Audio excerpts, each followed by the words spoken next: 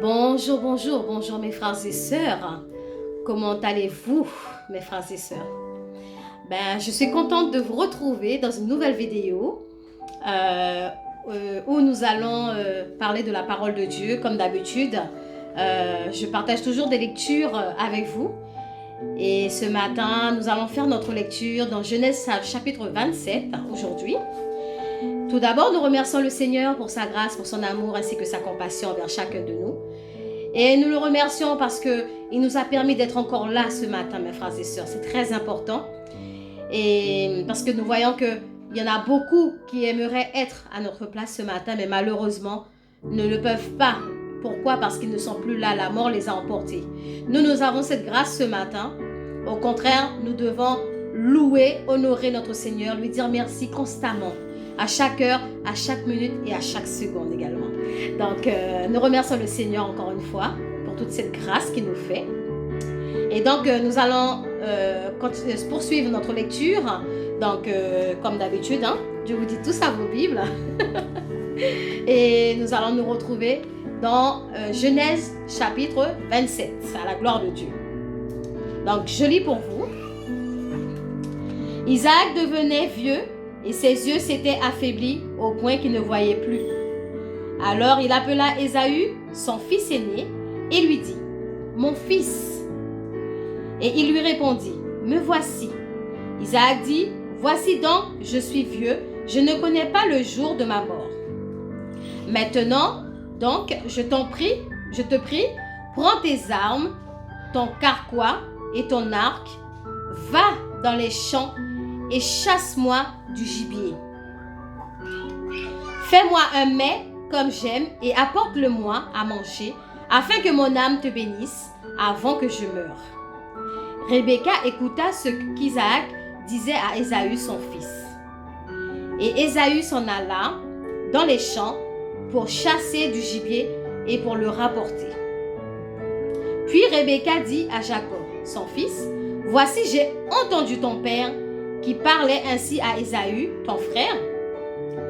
Apporte-moi du gibier et fais-moi un mets que je mangerai et je te bénirai devant l'Éternel avant ma mort. Maintenant, mon fils, écoute ma voix et maintenant, mon fils, écoute ma voix à l'égard de ce que je te demande. Va me prendre au troupeau 2 bons chevaux, j'en ferai pour ton père un mets comme il aime. Et tu le porteras à manger à ton père, afin qu'il te bénisse avant sa mort.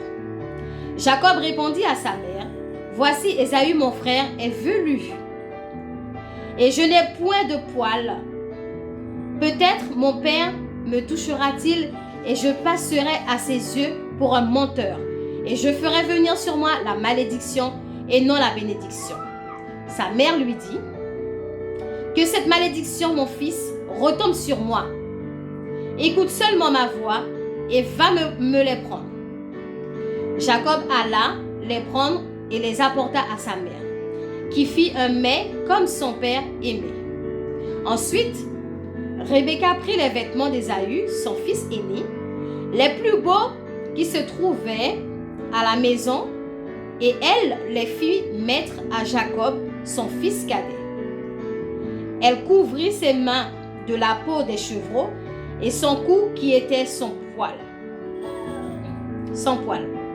Et elle plaça dans la main de Jacob, son fils, le mets et le pain qu'elle avait préparé. Il vint vers son père et dit, « Mon père !» Et Isaac dit, « Me voici. Qui es-tu, mon fils ?» Jacob répondit à son père, « Je suis Ésaü, ton fils aîné. J'ai fait ce que tu m'as dit. Lève-toi, je te prie, assieds-toi et mange de mon gibier, afin que ton âme me bénisse. » Isaac dit à son fils, « Et quoi? Tu en as déjà trouvé, mon fils ?» Et Jacob répondit, « C'est que l'Éternel ton Dieu l'a fait venir devant moi. » Isaac dit à Jacob, « Approche donc et que je te touche, mon fils, pour savoir si tu es mon fils Ésaü ou non. » Jacob s'approcha d'Isaac, son père, qui le toucha et dit, « La voix est la voix de Jacob, mais les mains sont les mains d'Ésaü. » Il ne le reconnut pas parce que ses mains étaient velues comme les mains d'Ésaü, son frère, et il le bénit. Il dit, « C'est toi qui es mon fils Ésaü. » Et Jacob répondit, « C'est moi. » Isaac dit, « Sers-moi et que je mange du gibier de mon fils, afin que mon âme te bénisse. » Jacob le servit et il mangea. Et il lui apporta aussi du vin et il but. Alors Isaac, son père, lui dit, « Approche-toi donc et baise-moi, mon fils. » Jacob s'approcha et le baisa.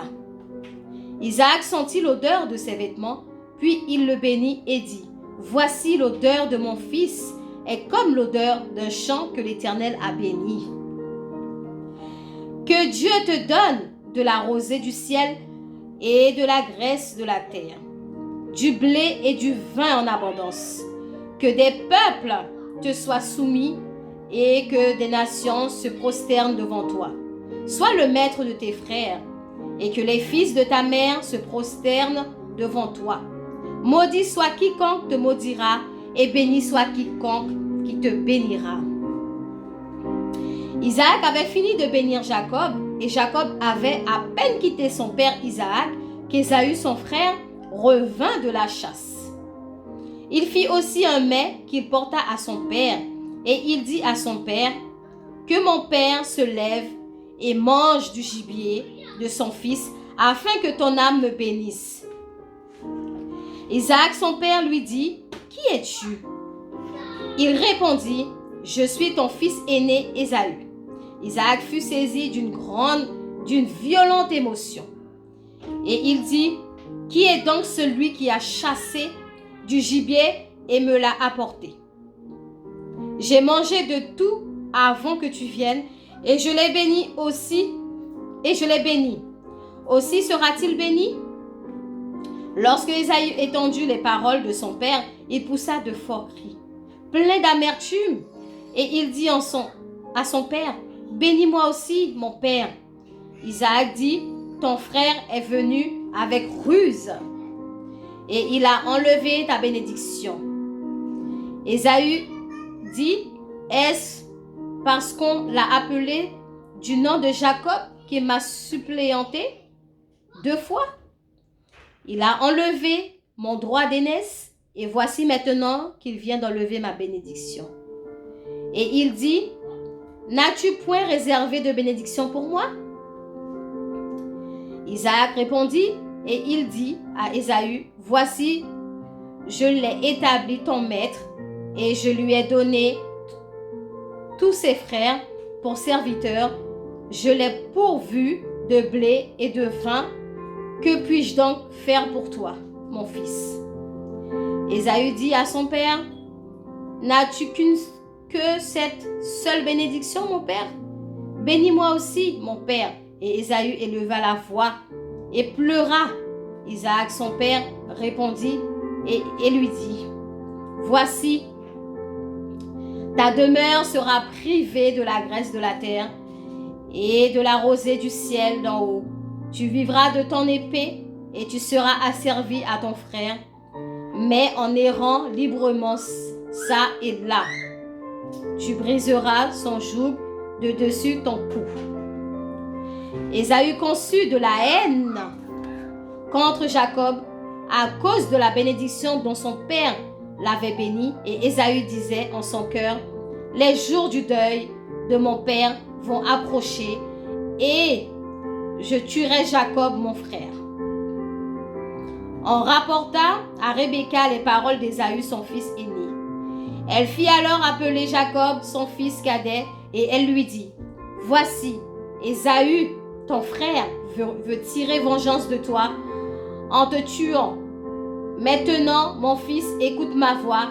Lève-toi, fuis chez Laban, mon frère, à Charan, et reste auprès de lui quelque temps, jusqu'à ce que la fureur de ton frère s'apaise, jusqu'à ce que la colère de ton frère se détourne de toi et qu'il oublie ce que tu lui as fait.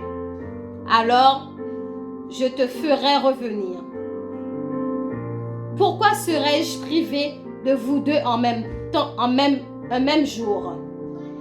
Rebecca dit à Isaac, je suis dégoûtée de la vie à cause des filles de Heth. Si Jacob prend une femme comme celle-ci parmi les filles de Heth, parmi les filles du pays, à quoi me sert la vie? Parole du Seigneur. Amen. Alors, mes frères et sœurs, qu'est-ce que nous avons tiré, compris dans ce verset?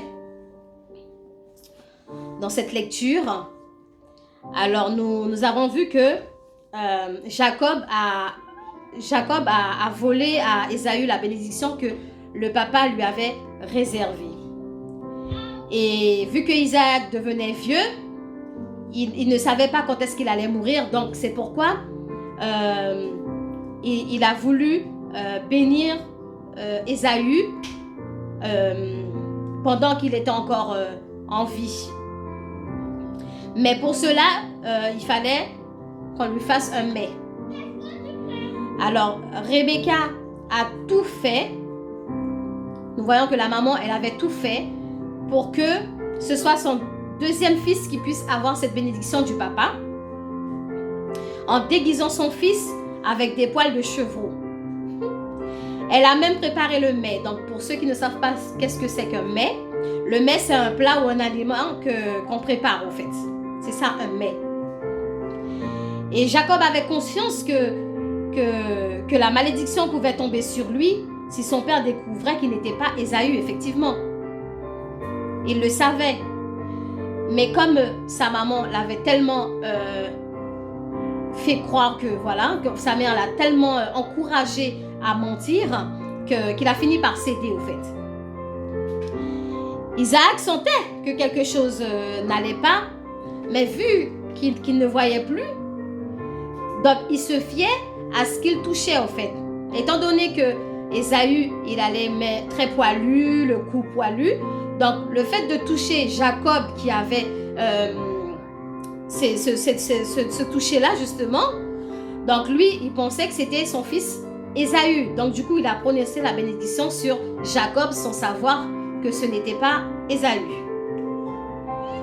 Donc, Jacob a menti à son père en disant que c'était l'Éternel qui avait mis justement les gibiers devant lui. C'est pour ça qu'il était arrivé aussi vite, alors que ce n'était pas vrai, c'était un mensonge.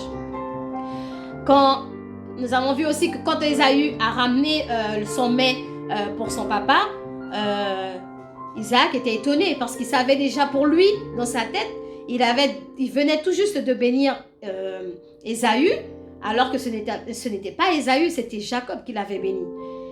Et c'est pour ça que nous avons vu que lorsque Ésaü lui a ramené le semet, justement, il avait une violente émotion en disant qui était celui qui l'a béni, au fait. Mais c'est après qu'il a compris que c'était son fils, son deuxième fils, justement, qui avait volé cette bénédiction à son premier, en parlant d'Ésaü. Et nous avons vu aussi que Ésaü était rempli d'amertume contre son frère au point de vouloir le tuer.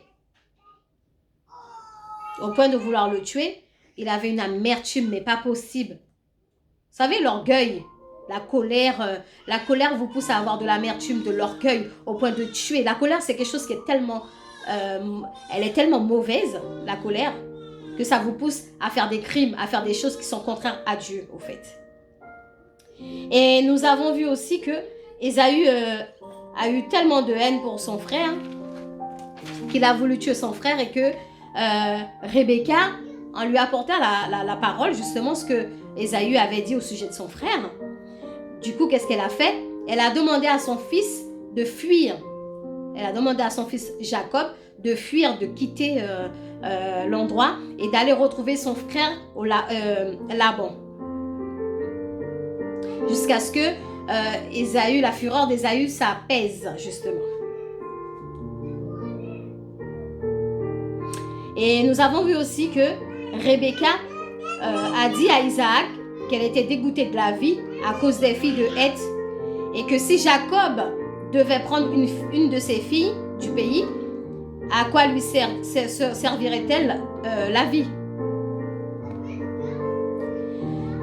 Mon conseil pour vous aujourd'hui, mes frères et sœurs, c'est peu importe le nombre d'enfants que vous avez, aimez-les tous au même degré. N'aimez pas un enfant plus que l'autre. N'aimez pas un enfant plus que l'autre. C'est pas bon. Parce que en faisant ça, en montrant à un que vous aimez l'autre plus que lui, cet enfant-là demain, il peut haïr le frère, il peut haïr la sœur, il peut même vous haïr vous-même les parents, d'avoir aimé celui-là plus que lui. Ça peut les blesser, ça peut les affecter demain. Ne mettez pas vos enfants dos à dos. Beaucoup de mamans font cette erreur justement. Elles font beaucoup d'erreurs ces mamans-là, en mettant les enfants dos à dos. Mais si tu mets ton enfant dos à dos, demain, quand tu ne seras plus là, et ces enfants-là ne peuvent pas s'accorder, ne peuvent pas vivre ensemble. Comment la vie de l'enfant sera gâchée. C'est comme Caïn et Abel. Par jalousie, Caïn a tué Abel. C'est la même chose. Par jalousie, Caïn a tué Abel. Donc demain, en mettant ses enfants dos à dos, en aimant un plus que l'autre, vous allez finir par faire un détester l'autre, vous allez finir par faire l'autre tuer l'autre. C'est comme ça que ça va se fonctionner. Il n'y aura jamais d'entente entre vos enfants. Et c'est dommage, quoi. C'est dommage. Une fois que vous êtes mort, vous ne pourrez même plus mettre de l'ordre dans ça. Donc, pendant que vous êtes encore vivants, mes frères et sœurs, profitez à mettre de l'ordre dans vos enfants. Apprenez-leur l'amour que Dieu vous a donné. Si un vous dit, maman, un tel m'a fait ceci, m'a fait cela, faites en sorte de régler les problèmes, de résoudre les problèmes entre eux, avant que ça ne déborde au fait. Et nous voyons que Rebecca, ce n'était pas une bonne mère en fait. Elle n'avait pas donné de bons exemples à ses fils.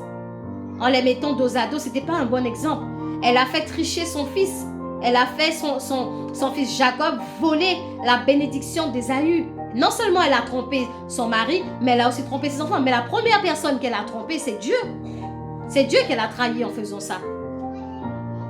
N'apprenez pas à vos enfants à mentir, mes frères et sœurs. Parce que le mensonge va porter préjudice à vos enfants demain. Préjudice veut dire, pour ceux qui ne savent pas la définition du mot préjudice, pardon. Donc c'est un acte ou un événement nuisible. C'est-à-dire que demain, aujourd'hui vous apprenez vos enfants à mentir, vous n'êtes plus là, et demain cet enfant-là, il va continuer dans ce même contexte de mentir aux gens, mentir aux gens, mentir aux gens. Mais arrivé à un moment donné, mes frères et sœurs, cet enfant va vouloir mentir à quelqu'un d'autre qui ne sera pas comme celui qu'il avait vu auparavant. Mais cette personne-là pourrait le tuer. Cette personne pourrait le tuer pour le mensonge qu'il a fait. Parfois, on fait des mensonges demain qu'on regrette. Parce qu'aujourd'hui, on va dire, oui, ma soeur, tu sais, j'ai fait telle chose, voilà, telle chose, telle chose. Demain, cette soeur va découvrir que vous l'avez menti. Comment croyez-vous que cette soeur va prendre ce mensonge pour vous? Elle va finir par vous détester parce que vous l'aviez menti quelques jours auparavant, ou quelques années auparavant, ou quelques mois auparavant. Donc, c'est dans ce sens-là. Donnez à vos enfants la vérité de Dieu, la parole de Dieu. Donnez-leur la parole de Dieu, qui est une vérité sincère. Ne les apprenez pas à mentir, ne les apprenez pas à voler, ne les apprenez pas à tricher. Parce que ce serait mauvais pour eux demain. Parce que demain, vous ne serez plus là pour les aider à sortir de leurs problèmes, mes frères et sœurs. Faites en sorte de les instruire dans la parole de Dieu, qui soit dans la vérité constamment et non dans le mensonge. N'oubliez pas que le Seigneur a dit que le mensonge ne vient pas de lui. Le mensonge vient du diable. Le père du mensonge, c'est le diable. Et celui qui ment est enfant du diable. Ce n'est pas l'enfant de Christ. Il l'a dit, le Seigneur. Il l'a dit. Jean, chapitre 8, verset 44, vous verrez que le père du mensonge, c'est le diable et non lui-même. Ne provoquez pas des querelles entre vos enfants. Apprenez-les à s'aimer. Faites en sorte que l'un ne puisse pas détester l'autre. Faites en sorte que que vos enfants soient toujours là pour l'un pour l'autre. Si par exemple, il y a un de vos enfants qui n'arrive pas à subvenir à ses besoins demain, que l'autre soit là pour l'aider, pour le soutenir. Il est malade, l'autre est là pour le soutenir. C'est comme ça que Dieu nous demande d'unir nos enfants. Ne faites pas comme Rebecca. Rebecca, elle a menti. Elle a poussé son fils à mentir. Et c'est une chose que Dieu ne tolère pas, le mensonge. Dieu ne tolère pas ça. Ne soyez pas une maman comme Rebecca. Soyez une maman comme Dieu veut que vous soyez. Soyez une maman de vérité.